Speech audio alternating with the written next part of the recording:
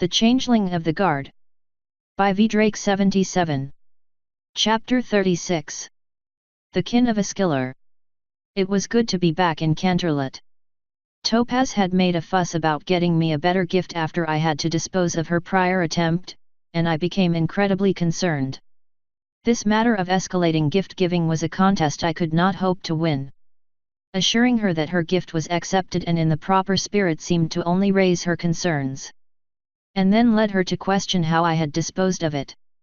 Internally was apparently not the answer she hoped for, as she turned almost as green as her mane and had to excuse herself and return with a bottle of mouthwash, which she ensured I tasted vigorously and often but did not drink. It begins to concern me that ponies have so many things to taste that you eventually spit out. Fine wine. Gum. Mouthwash. I have heard discussion of other things, so I assume this is fearfully common. Afterwards, I treated myself to the usage of Topaz's bathtub and my own bedding. It seems exceptionally striking to me how, though a bath is just water and soap, using your own as opposed to one shared is an exceptionally refreshing experience. The cocoon is simply the best sleeping arrangement possible. Pony beds, sheets, and blankets are an inferior substitute. Topaz assures me that thunderpedic clouds are without doubt the best things a pony can sleep on, but I continue to be skeptical. Still, Topaz and I had set up a small rough bed in the corner of the original room I had been assigned. I maintained it dutifully and was quite pleased that I could bounce a bit off of it, as had been shown during one inspection. The cocoon we had wisely decided to place in the underground cavern that I had broken into and then sealed off externally. Hiding the entrance was something I continued to experiment with. I tried to explain to Topaz the mechanisms of the pony structure in the mountains, but we both accepted that we knew nothing of their construction. Eventually, we had decided that a tapestry on the wall would serve as an acceptable means of concealing the entrance. My clay stockpile was doing well in the warm humid environment, and I may have begun to shape a likeness of Boulder out of simple amusement. Topaz would enjoy hearing about a fellow academic that I had found in Maud, I figured, and I would need a visual representation of the pet rock. It was such an odd part of the story, I felt it could not be overstated. This is not to say there were no issues with my return. I found that I had a few concerns. Now that I was a full-fledged guard pony, we were expected to keep our living quarters clean and tidy. Topaz's house was, well, not really. It was mostly a matter of dust and clutter, as Topaz tended to bounce from one insect-related study to another and her papers tended to be strewn about. Apparently, in my absence, she had opted for foregoing attempts at organization short of small piles. The concept was deeply troubling. I lived there, but it was Topaz's home. Moving her things seemed inappropriate.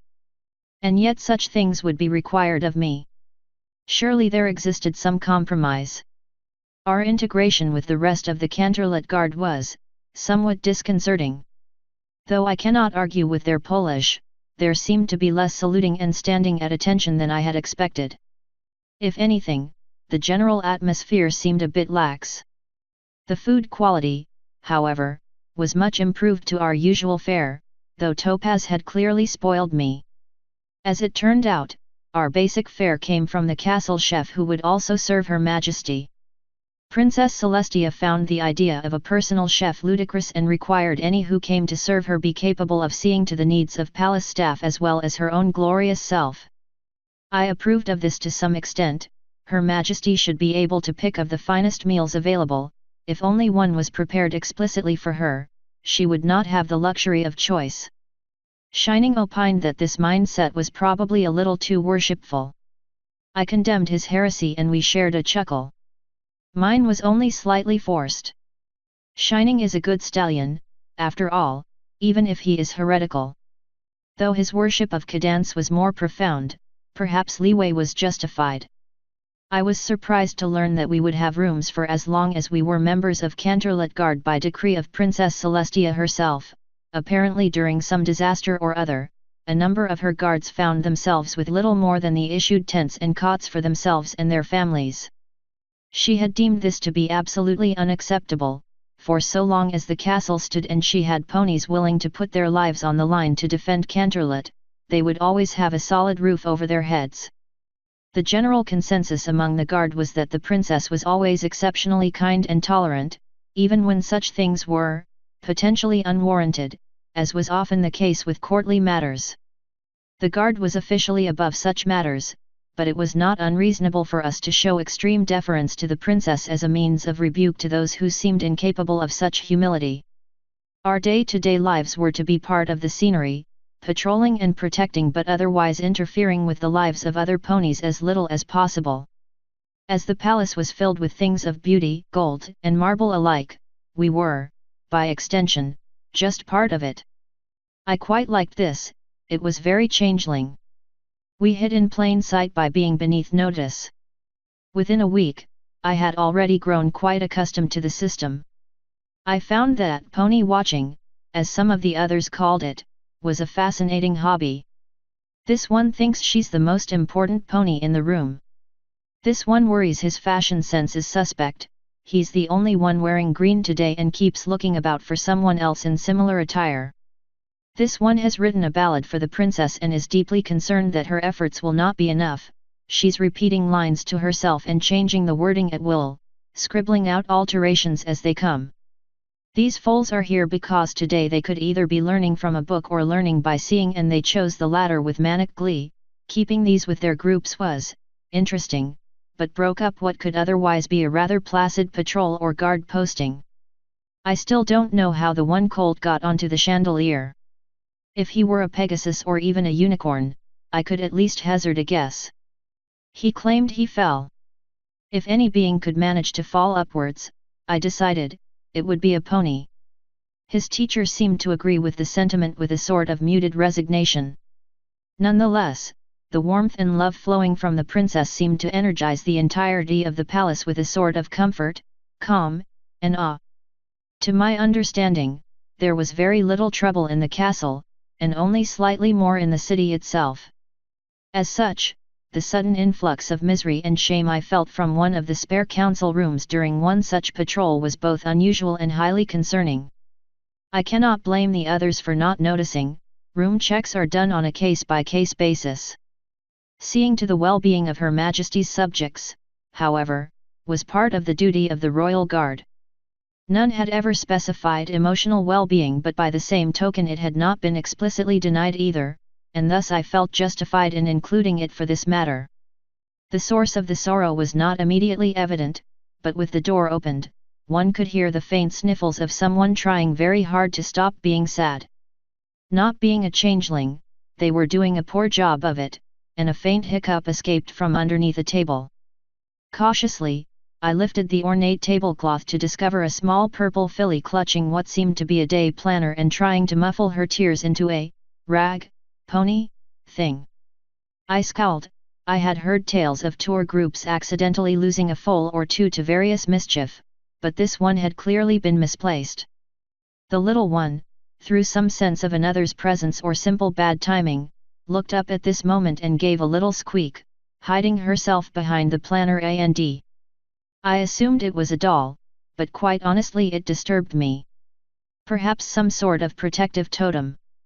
I schooled my features, she seemed troubled enough and it would not do to worsen her situation. Begging your pardon, little miss. Are you lost? She sniffled, looking up at me again over the planner. I think so. I'm supposed to meet Princess Celestia here an hour after dawn, and I can't find her. She's gonna think I'm a bad student and tell me to go away. Here she buried her face in the doll monstrosity. Only my first day. An unlikely story, but not an uncommon one. Just about every lost foal claimed they were trying to meet the princess, to my understanding. Some actually were, but I had never heard of one claiming to be summoned, and then I recalled that Shining Armor's sibling had been made the princess's personal student and had been utterly delighted by the prospect. Shining had mentioned her name several times. Smart? Sparkle? I thought it was her, at least, comparing her coloration to one of Shining's mementos. I have no idea how ponies can use photographs for identification, they are emotionally dead. Might as well chisel your likeness into rock. I see. Well, let us get you to that meeting. I would have thought your parents.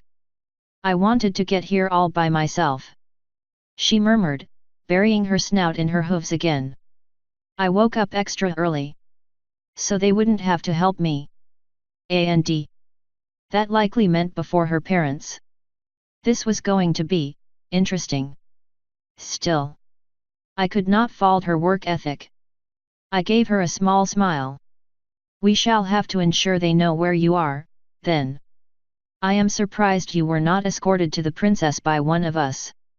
There were a bunch of foals coming in with a group, and I just followed them until I found this room. But, she never came. Did I do something wrong? I suppressed a sigh. Apparently the idea of counting children didn't occur to ponies. Perhaps that was a changeling thing. Not exactly, no. Some pony should have noticed you were not with the group. Come along, we'll see where your benefactor has gotten to. I stood back to full height, letting the tablecloth drop back into place. Am not supposed to go anywhere with strangers. Came the tiny response. Ah. That was probably a teaching of her parents. Though I could not imagine anyone intentionally hurting a foal, this was apparently a wise teaching all the same. I poked my head back under the table, finding it easier to reason with her when I did not feel as though I were addressing a piece of covered furniture. I am not a stranger. I am a friend of your brother's. Shining Armor is my roommate, in fact. My name is Idle Hooves. She blinked, skeptical. I thought you were supposed to be scarier. Now it was my turn to blink. And feel a bit of combined offense and pride.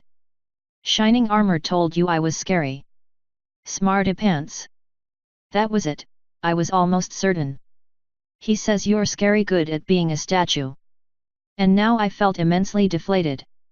Did he now? Ahoy! I rolled my eyes a bit, but nodded grudgingly. He is probably correct, at that. Well. Now we know one another, how about I show Smartypants to the princess? She started as though shocked that I actually knew her name. She looked at her dollstricity and gave a hesitant nod. I think that's okay. She'd like that, thank you.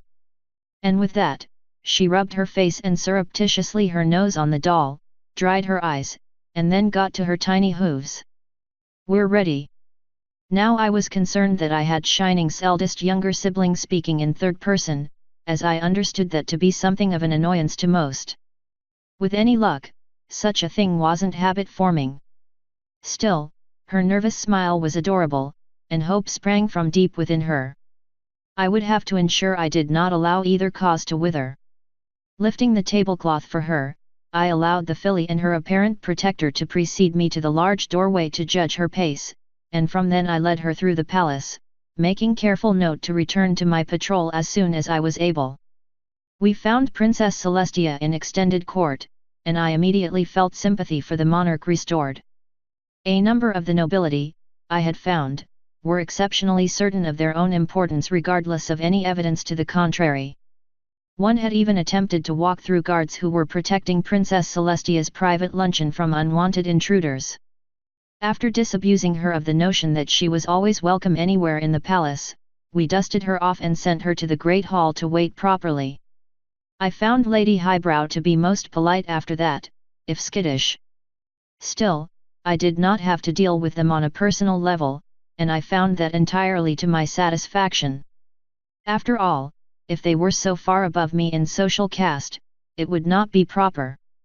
That some were unquestionably rude to the princesses, however, made me seethe. How dare they? Schooling myself was ever the challenge. I did not wish to upset Ms. Pants more than necessary. And again, it was not my place to judge them, though judge them I did all the same. Most unprofessional of me. Celestia stood, imperious as ever, and finally told them that the decision had been made. Forgive me, my little ponies, but we have discussed this to the point where there is nothing more to be said. The crown will continue to purchase produce and preserves as we have always done. If any of you wish to contribute to the common good or distribute your own efforts, by all means, I support that wholeheartedly.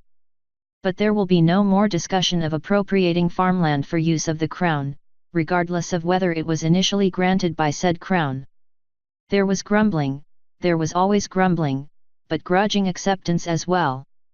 For that I had to give them some credit. They might hiss and spit like angry larvae, but at least they obeyed.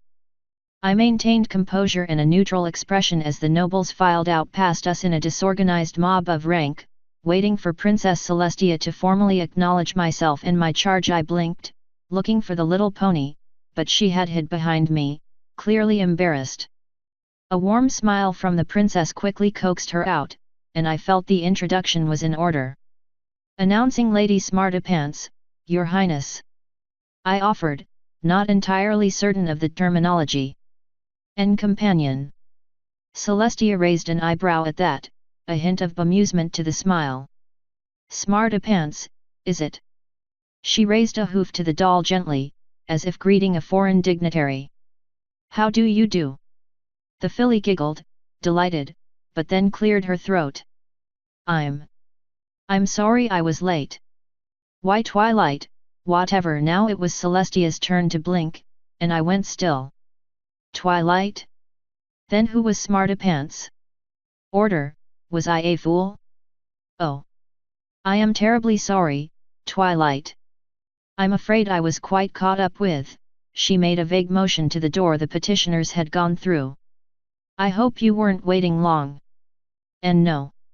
Only a little while. She beamed, clearly so pleased that the princess was not disappointed with her that she was almost bouncing. Well then, we have some catching up to do. Would you like to join me for a late breakfast? Would I? I mean yes.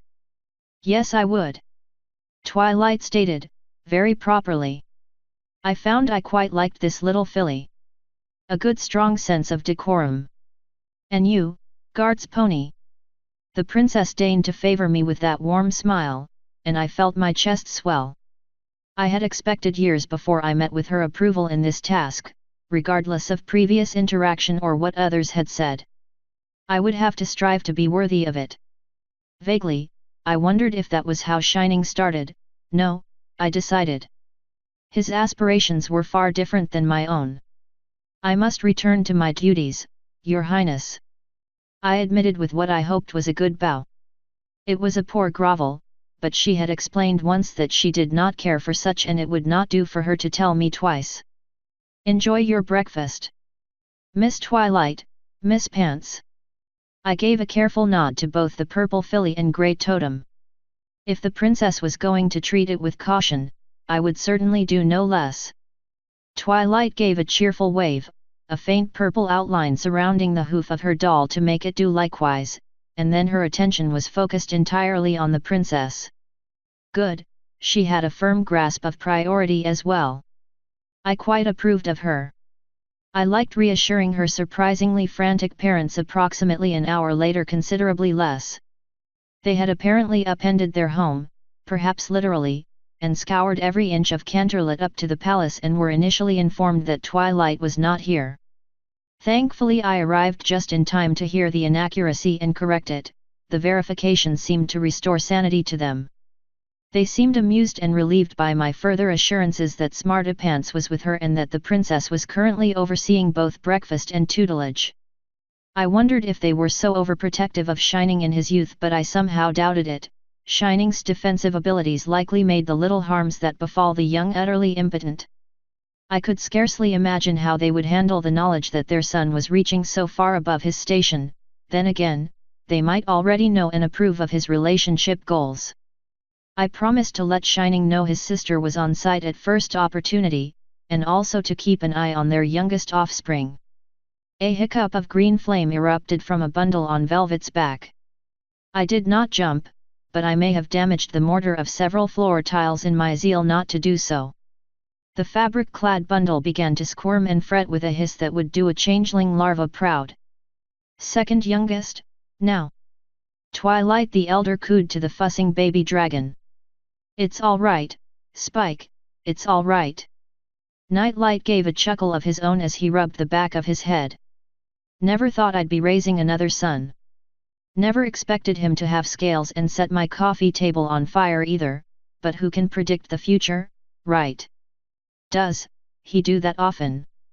I had to admit, he seemed to have taken to said dragon hatchling rather well. The fire or the coffee table?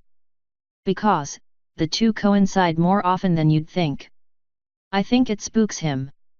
And I think the furniture polish makes him think he's supposed to set it on fire. Instinctually. Dear, none of the books the princess sent make any mention of baby dragons incinerating coffee tables out of instinct. With or without mahogany-scented oils. Velvet rolled her eyes as she unstrapped her bundle and drew a bottle that seemed to be filled with a thick slurry of shiny substance. The baby dragon latched onto it with predatory hunger, but his growls and hisses continued even as he drank. He's just fussing because he misses his big sister, isn't he? She nuzzled the frilled form affectionately. A glow surrounded the feeding reptile as his adoptive mother began rocking him in mid-air, humming softly. The noise began to die down almost immediately, and within half a minute, the little fellow was back to sleep and perched again on his mother's back. Wish I could do that, Night groused, good-naturedly but with some real jealousy. Your magic must be closer to Twilight's. He lightly reached in to tuck the blanket back under the drowsing dragon's chin. Spike latched onto his hoof. With his teeth. Nightlight held very still, save for the sharp inhale and the muffled scream in a closed mouth. He's got you again, doesn't he? Came the tired question, Velvet not even looking back. Mr. Light's voice was closer to a whimper. We have got to get him past this biting phase. I will not have my son wearing a muzzle. Velvet proclaimed. I still think it's your aftershave. If you'll excuse us, Mr. Hooves, my husband and I need to make another trip to the doctor. Honestly, Nighty, he's never bit the rest of us, even when I brush his fangs. Could be teething. I heard faintly from the blue stallion. I watched them go with amazement. A very odd, but charming family. And both children chasing a princess, but in their own ways. And a dragon, I vaguely recalled them having some interaction with princesses in some story or other. I'm sure young Spike would follow in their hoof steps. I had also deigned not to mention that one of Shining and Princess Cadance's discussions had involved wearing a muzzle, but I was reasonably sure neither of them bit one another. I considered, then decided it was none of my business, and that I wasn't entirely sure about the biting thing regardless. Who really knows, with ponies? From my dealings with Shining I understood that Twilight Sparkle was obliviously precocious and eager to please, but Harmony help anyone who stood between her and knowledge. Being trampled by a tiny overzealous bookworm seemed an adorable end, if somewhat ignominious. All that was good to know, I soon discovered, as the princess's purple protégé, now codenamed 3P, which only managed to annoy me further now that there were two things related to 3 of the letter to remember, one of which was nonsensical, became a permanent fixture. She was ever polite, eager to please, and unwaveringly loyal to the princess. Her only foible became apparent when she learned to levitate books in front of her as she read. This led to a number of bumps, bruised noses, and startled personal students until we learned to gently nudge her along the proper path and around those paying even less attention to their surroundings. As Twilight was actively seeking to better herself and was, in general, adorable about doing so, the guard tended to be a little more tolerant of her than most. She was also far less likely to curse those who interrupted her than the princess's previous apprentice, whom had disappeared not long before my enlistment after some heated words. I could not imagine the princess becoming so upset, and could hardly believe that any would speak harshly to her besides. I had to agree that Twilight Sparkle seemed like a far easier student to work with. Initially, Shining Armor received teasing that his little sister would soon be ordering us about, but he pointed out he wouldn't be surprised if she was helping run the country in 6 months. In the meantime, she became an impromptu messaging service amongst the guard. Simply attach a note to the outside of her book and it would be surreptitiously removed at her destination, usually without her even being aware of its presence. It became both tradition and enormous in-game to see how many notes the royal messaging service would attain in a day. It also served as a means of ensuring the little filly got where she was going without forcing her to use an escort within the castle, though her trips to and from it were generally undertaken with her elder brother or parents. Most often, however, her schedule and Shining's only briefly coincided. In truth, even Shining and I only shared shifts once or twice in a week, though this was apparently to make us better roommates. His section of the room was usually unoccupied while I was preparing or resting between shifts, and mine likewise when he was. This turned out to be agreeable. Shining and I decorated our split room as we saw fit, and felt no real need to install any sort of divider as some did.